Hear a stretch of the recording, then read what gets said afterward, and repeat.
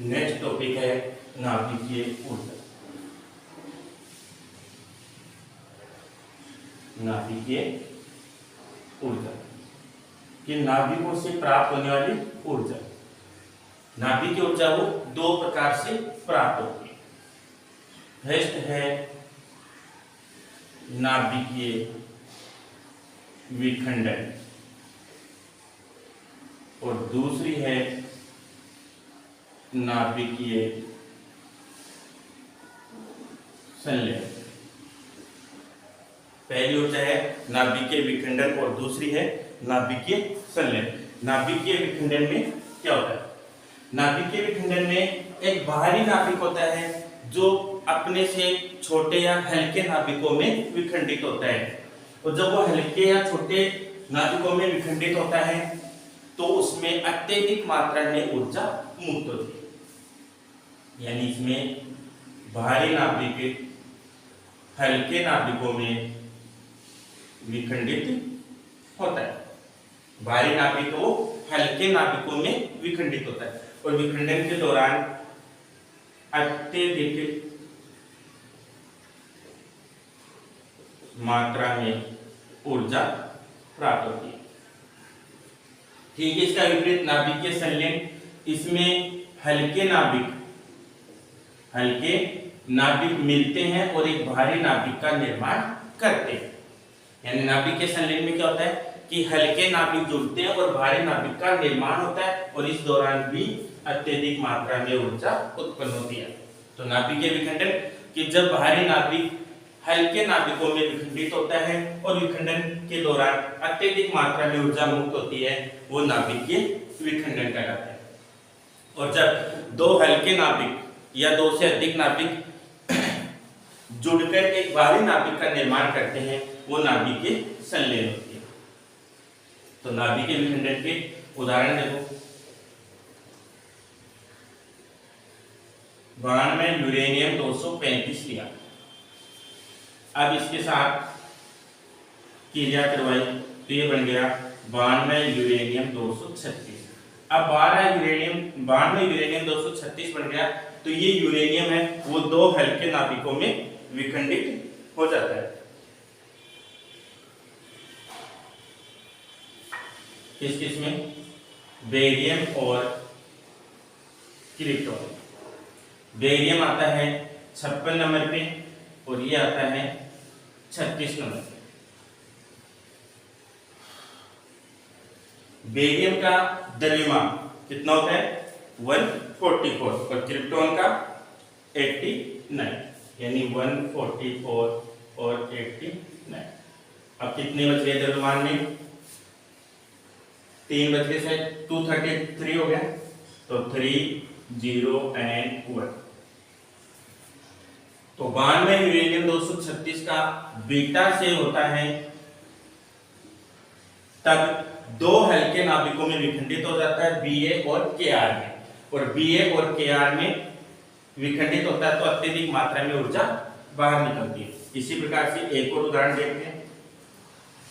92 uranium 235 का विखंडन एक बार होगा, तो 92 यूरेनियम 236 और क्या होगा? वही बीटा 6 होगा, और बीटा 6 होगा 92 यूरेनियम 236 का, तो दो हल्के नाभिकों में टूटेगा। दो हल्के नाभिक कौन से होंगे?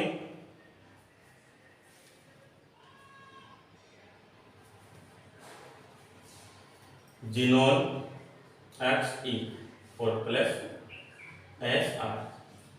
जिनोन है वो कितने नंबर पे आता है? 54 नंबर पे, और ये 30 है।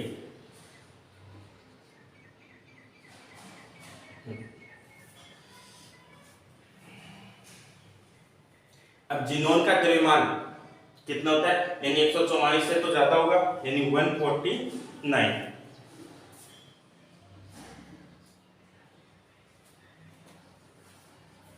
और Sr का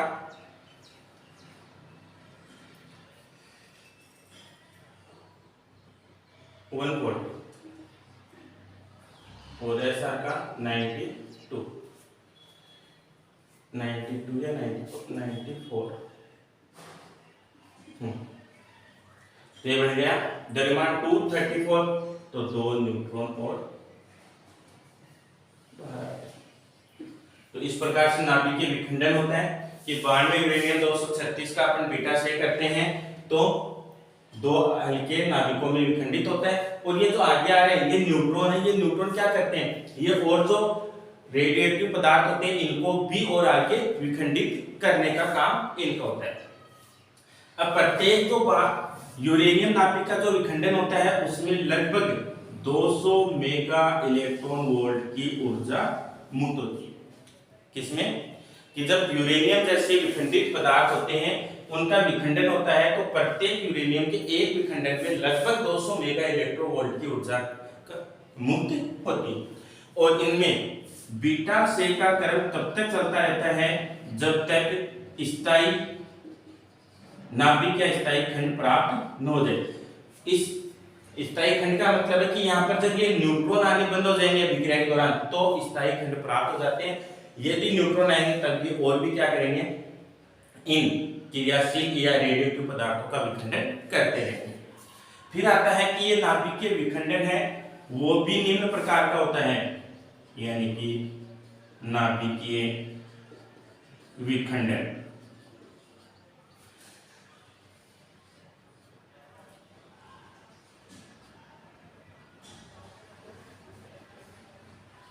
नाभिकीय श्रृंखला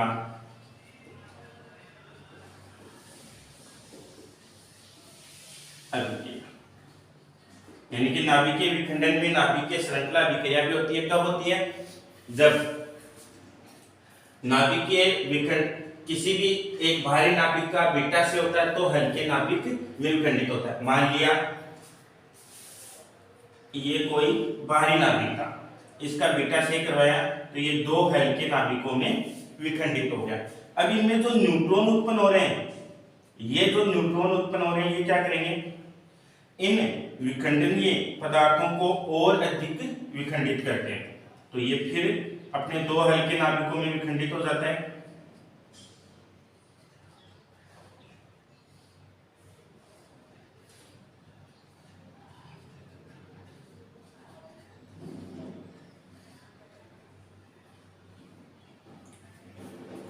ये फिर और आगे इस प्रकार से इनका प्रक्रम चलता रहता है। कब तक चलता रहेगा, जब तक इनमें कोई स्थायी खंड प्राप्त न हो जाए। ये नाभिकीय श्रृंखला अभिक्रिया भी 2 प्रकार की होती है। पहली तो नियंत्रित नाभिकीय श्रृंखला अभिक्रिया और दूसरी आती है अनियंत्रित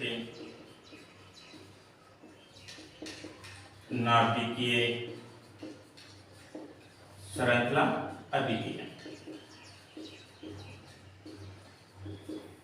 नियंत्रित नाभिकीय श्रृंखला अभिक्रिया में क्या होता है कि जब विखंडन के दौरान जो न्यूट्रॉन उत्पन्न हो रहे हैं इन न्यूट्रॉनों की संख्या पर यदि नियंत्रण कर लिया जाए तो उस प्रकार की अभिक्रिया किसमें आती है, नाभिकीय नियंत्रित श्रृंखला अभिक्रिया।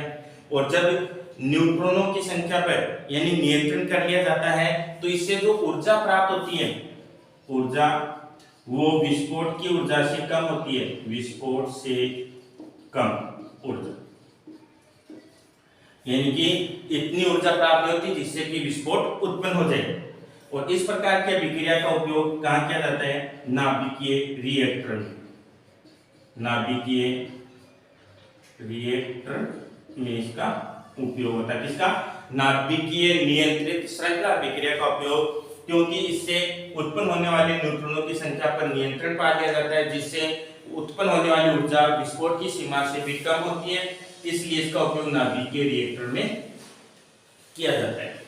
फिर आती है अनियंत्रित नाभिकीय श्रृंखला अभिक्रिया, यानी कि न्यूट्रॉनों की संख्या पर नियंत्रण नहीं रख पाते और नियंत्रण नहीं हो पाता तो ऊर्जा है वो विस्फोट की सीमा से अधिक होती है, विस्फोट से अधिक, यानी कि इतनी ऊर्जा प्राप्त होती है कि इस अनियंत्रित नाभिकीय श्रृंखला अभिक्रिया से विस्फोट भी हो सकता है। इस प्रकार की अभिक्रिया का उपयोग कहाँ होता है, परमाणु बम बनाने की, परमाणु बम बनाने। तो ये था नाभिकीय ऊर्जा। नाभिकीय ऊर्जा कितने प्रकार से प्राप्त होती है? नाभिकीय विखंडन और नाभिकीय संलयन, यानी जब भारी नाभिक हल्के नाभिकों में टूटता है तो विखंडन होता है, और जब हल्के नाभिक भारी नाभिकों एक भारी नाभिक का निर्माण कर देती है तो नाभिकीय संलयन होता है। नाभिकीय विखंडन के उदाहरण दे रखे हैं कि 92 यूरेनियम 236 का बीटा 6 करवाए तो एक बार करवाए तो अपने को पास Ba और क्रिप्टॉन प्राप्त होते हैं और उसके साथ 3 न्यूट्रॉन मुक्त होते हैं, और एक बार करवाए तो अपने पास He और Sr प्राप्त होते हैं जिसमें 2 न्यूट्रॉन उत्पन्न होते हैं। और इस प्रकार के जो प्रत्येक यूरेनियम नाभिक का विखंडन होता है तो लगभग 200 मेगा इलेक्ट्रॉन वोल्ट की ऊर्जा उत्पन्न होती है। और नाभिकीय विखंडन में बीटा सही क्रम चलता है, और ये कब तक चलता रहता है? जब तक अपने पास स्थायी खंड या स्थायी नाभिक प्राप्त न हो जाए। नाभिकीय विखंडन है वो नाभिकीय श्रृंखला अभिक्रिया पर आधारित है। नाभिकीय श्रृंखला अभिक्रिया का मतलब है कि इसमें एक बार किसी रेडियोएक्टिव पदार्थ का विघटन होता है तो उसमें न्यूट्रॉन मुक्त होते हैं। ये न्यूट्रॉन आगे उत्पन्न होने वाले विखंडनीय पदार्थों का फिर से विखंडित करते रहते हैं। तो इसमें एक बार क्रम चालू हो जाता है तो यह अभिक्रिया अपने आप स्वतः प्रारंभ हो जाती है, और एक बार प्रारंभ होने के बाद रुकती नहीं है। और नाभिकीय श्रृंखला अभिक्रिया भी 2 प्रकार की होती है। नियंत्रित नाभिकीय श्रृंखला अभिक्रिया जिसके अंदर उत्पन्न होने वाले न्यूट्रॉनों की संख्या पर नियंत्रण किया जा सकता है, और नियंत्रण किया जा सकता है तो इससे प्राप्त होने वाली ऊर्जा वो विस्फोट की सीमा से कम होती है, जिससे इसका उपयोग नाभिकीय रिएक्टर अर्थात विद्युत उत्पादन में किया जाता है। अनियंत्रित नाभिकीय श्रृंखला अभिक्रिया है, इसमें उत्पन्न होने वाले विखंडन के दौरान जो न्यूट्रॉन उत्पन्न होते हैं इनकी संख्या पर अपन नियंत्रण नहीं कर पाते तो उत्पन्न होने वाली ऊर्जा विस्फोट की सीमा से अधिक होती है, जिससे विस्फोट हो जाता है और इसका उपयोग परमाणु बम बनाने में किया जाता है। फिर अगला टॉपिक आता है न्यूट्रॉन गुणांक कारक, जिसको K से डिनोट करते हैं। न्यूट्रॉन गुणांक कारक यानी K फैक्टर। अब K क्या होता है कि नाभिकीय विखंडन के किसी भी स्तर में न्यूट्रॉनों की संख्या, और ठीक इससे पहले वाले स्तर में, ठीक पहले वाले स्तर में न्यूट्रॉनों की संख्या, किसी भी स्तर में न्यूट्रॉनों की संख्या तथा ठीक इससे पहले वाले स्तर में न्यूट्रॉनों की संख्या के अनुपात को न्यूट्रॉन गुणांक कारक कहते हैं। मतलब देखो, जैसे ये कोई विखंडनीय पदार्थ था, इसमें ये 2 विखंडन हुए, पदार्थ बन गए 2 विखंडनीय पदार्थ थे, मतलब न्यूट्रॉनों की संख्या 1 और 1 2 हुई। कितनी होगी? 2। अब इससे पहले वाला स्तर तो है नहीं, तो क्या करेंगे? एक और स्तर आगे लेते हैं। अब इसमें इसके बाद के जो स्तर ये बच गए, तो ये इसमें भी 2 हैं और पहले 2 तो ये करेंगे तो 2/2 यानी 1 आता है। इसी प्रकार से यदि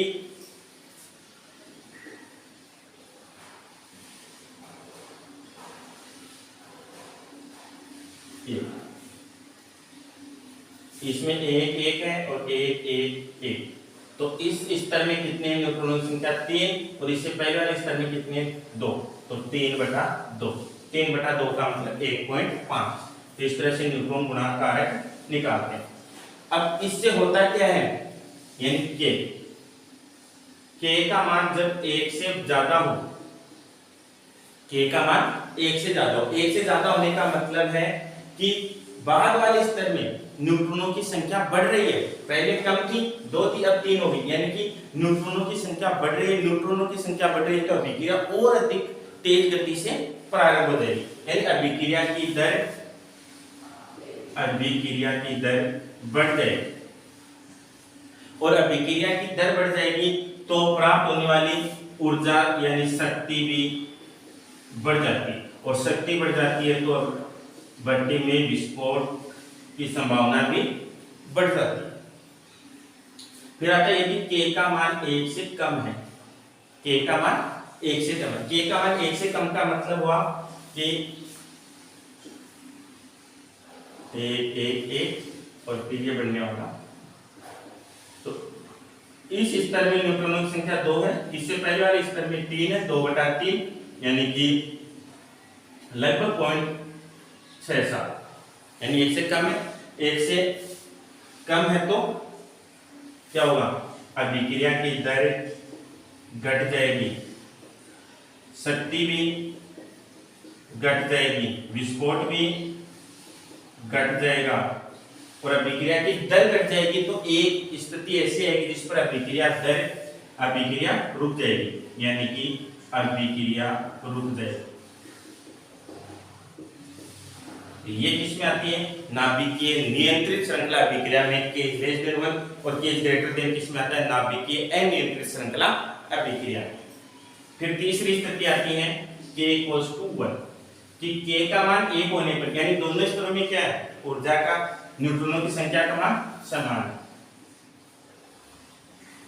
1 1 1 1, तो इसमें कितने हैं, 2, और इससे पहले वाले स्तर में कितने हैं, 2, 2/2 मतलब 1। जब अभिक्रिया की दर 1 हो जाती है, अभी मतलब न्यूट्रॉन गुणांक कारक का मान 1 हो जाता है, तो अभिक्रिया की दर नियत रहेगी। क्या रहेगी, नियत, न तो ज्यादा होगी न कम होगी, और शक्ति भी नियत रहेगी, विस्फोट नहीं होगा क्योंकि अभिक्रिया की दर जितनी थी उतनी ही रह रही है, तो इसमें विस्फोट नहीं होगा। इस स्थिति को क्रांतिक स्थिति कहा जाता है। कौन सी स्थिति कहते हैं, क्रांतिक स्थिति, यानी कि जब k की स्थिति, k का मान 1, न्यूट्रॉन गुणांक कारक का मान 1, मतलब न्यूट्रॉनों की किसी भी अभिक्रिया के किसी भी स्तर में न्यूट्रॉनों की संख्या तथा ठीक पहले वाले स्तर में न्यूट्रॉनों की संख्या का मान जब बराबर हो जाता है, तो उस स्थिति को क्रांतिक स्थिति कहते हैं। इसमें अभिक्रिया की दर वो नियत रहती है और शक्ति भी नियत रहती है।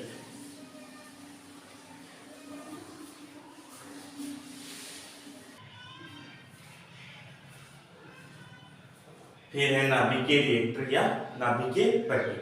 ये बनावट है इसकी, ये बाहरी जो है ये परिरक्षक है और जो 6 से 7 फीट मोटा होता है, जो किसका बना रहता है, सीमेंट कंक्रीट का। इसकी बनावट में कई भाग होते हैं, जिसमें पहला आता है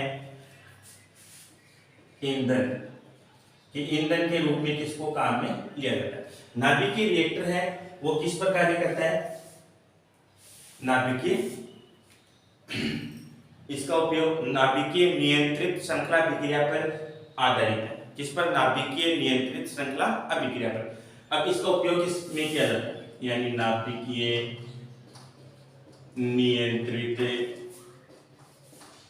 श्रृंखला अभिक्रिया। इसका उपयोग क्या होता है, विद्युत उत्पादन, विद्युत उत्पादन। तो नाभिकीय रिएक्टर का उपयोग विद्युत उत्पादन में किया जाता है। ये कौन सी अभिक्रिया पर आधारित है, नाभिकीय नियंत्रित श्रृंखला अभिक्रिया पर। अब इसमें भाग होते हैं ईंधन। ईंधन के रूप में यूरेनियम 235 और प्लूटोनियम 239 को काम में लिया जाता है। यानी ईंधन के रूप में किसको काम में लेते हैं, यूरेनियम 235 और प्लूटोनियम 239 को। ये क्या है, ज्यादा ज्वलनशील है, ज्यादा क्रियाशील है, इसलिए इनको एल्यूमिनियम के पात्र में सील करके ग्रेफाइट व भारी पानी यानी D2O के मध्य रख दिया जाता है। तो ईंधन को कहाँ रखते हैं, एल्यूमिनियम के पात्र में पैक करके ग्रेफाइट और D2O के मध्य रखते हैं। दूसरा भाग आता है मंदक। ये मंदक का काम करता है कि अभिक्रिया के दौरान जो न्यूट्रॉन उत्पन्न होते हैं उनको मंदित करने के काम में आता है। इसके लिए इसका किसका उपयोग होता है, ग्रेफाइट और भारी पानी का। तीसरा भाग आता है शीतलक। कि शीतलक का उपयोग क्या होता है कि शीतलक का उपयोग, ये जो अभिक्रिया के दौरान न्यूट्रॉन के द्वारा अत्यधिक ऊर्जा बाहर निकलती है, उस ऊर्जा को कम करने के लिए इसका उपयोग किया जाता है। इसके लिए किसको काम में लेते हैं? वायु को, CO2 को, D2O को। वायु, CO2 और D2O को शीतलक के रूप में काम में लेते हैं। फिर आता है अगला भाग इसका नियंत्रक छड़ें, कि नियंत्रक छड़ों के रूप में किसको काम में लेते हैं? इनको काम में क्यों लिया जाता है? कि ये जो न्यूट्रॉन मुक्त होते हैं, इन न्यूट्रॉनों को अवशोषित करने के लिए, यदि अवशोषित नहीं करेंगे तो ये विद्युत उत्पादन के बजाय इसमें अत्यधिक मात्रा में ऊर्जा उत्पन्न होगी और अभिक्रिया वो नियंत्रित न होकर अनियंत्रित श्रृंखला अभिक्रिया हो जाएगी, और अनियंत्रित श्रृंखला अभिक्रिया होती है नाभिकीय भट्टी न बनकर परमाणु भट्टी बन जाएगी। तो नियंत्रित छड़ों के रूप में किसको काम में लेते हैं? CD और Br। क्यों? क्योंकि इनकी जो न्यूट्रॉनों को अवशोषित करने की क्षमता है वो अधिक होती है। अब इनको काम में कैसे लेते हैं? कि नियंत्रक छड़ों को इस भट्टी के अंदर आवश्यकता अनुसार अपने अंदर डालते हैं और आवश्यकता अनुसार बाहर निकालते हैं, ताकि अभिक्रिया की दर को घटाया या बढ़ाया जा सके। और पांचवा भाग होता है इसका परिरक्षक, जिसको दीवार बोलते हैं। ये दीवार है वो 6 से 7 फीट मोटी होती है, सीमेंट और कंक्रीट की बनी रहती है। ये क्यों बनाते हैं? क्योंकि अभिक्रिया के दौरान जो ऊष्मीय विकिरण बाहर निकलती है, हानिकारक ऊष्मीय विकिरणें बाहर निकलती है, उनको रोकने का काम ये करती है। तो ये थी नाभिकीय रिएक्टर। फिर आता है PP चक्कर या प्रोटॉन चक्कर। देखो ये चक्कर यानी 1H1 की क्रिया 1H1 के साथ कराते हैं तो अपने पास 1H2 प्राप्त होता है। अभिक्रिया को संतुलित करेंगे, +1E0 यानी 2A प्लस न्यूट्रिनो प्लस ऊर्जा। अब अपने पास 1H2 बच गया, तो 1H2 की क्रिया फिर 1H1 के साथ करवाएंगे तो 2He3 और 2He3 होते ही ऊर्जा। फिर 2He3 की क्रिया 1H1 के साथ करवाएंगे तो बन जाएगा 2He4। नीचे बच गया तो प्लस का 1E0 प्लस न्यूट्रिनो और ऊर्जा। अब इसको करते हैं तो देखो 1H2 से तो 1H2 कट जाएगा, 2He3 से 2He3 कट जाएगा, तो केवल कितने बच गए? 1 2 3 4 यानी 4 1H1 तो इधर बच गए और इधर 2He3 से ये तो कट गया केवल, और 1H2 से 1H2 कट गया, केवल क्या बच गए? 2He4 प्लस 1 और 2 plus 1E0 plus neutrino 2 plus ऊर्जा। अब ऊर्जा कितनी मुक्त होगी? लगभग 26.7 मेगा इलेक्ट्रोवोल्ट, लगभग 26.7 मेगा इलेक्ट्रोवोल्ट। फिर आती है ताप नाभिकीय नियंत्रित अभिक्रिया। इसमें क्या होता है कि जो द्रवित कण होते हैं उनको ताप दिया जाता है और तब तक दिया जाता है जब तक ये अपनी तापीय गति के कारण, कब तक देंगे? जब तक इनकी तापीय गति के कारण ये अपने जो कूलाम अवरोध है उसको पार करके संलयन अभिक्रिया न दर्शा दें, और संलयन अभिक्रिया दर्शा देंगे तो उस स्थिति को बोलते हैं ताप नाभिकीय नियंत्रित श्रृंखला अभिक्रिया। कौन सी? कि जब द्रव्य कण होते हैं, द्रव्य कणों को ताप दिया जाता है, ताप तब तक दिया जाता है जब तक ये द्रव्य कण तापीय गति पाकर कूलाम अवरोध को पार करके संलयन की स्थिति दर्शाएं, यानी नाभिकीय संलयन अभिक्रिया प्रदर्शित करें, उसको बोलते हैं ताप नाभिकीय नियंत्रित श्रृंखला अभिक्रिया। इसके दौरान भी सेम प्रोसेस ही होता है और 26.7 मेगा इलेक्ट्रोवोल्ट ऊर्जा मुक्त होती है।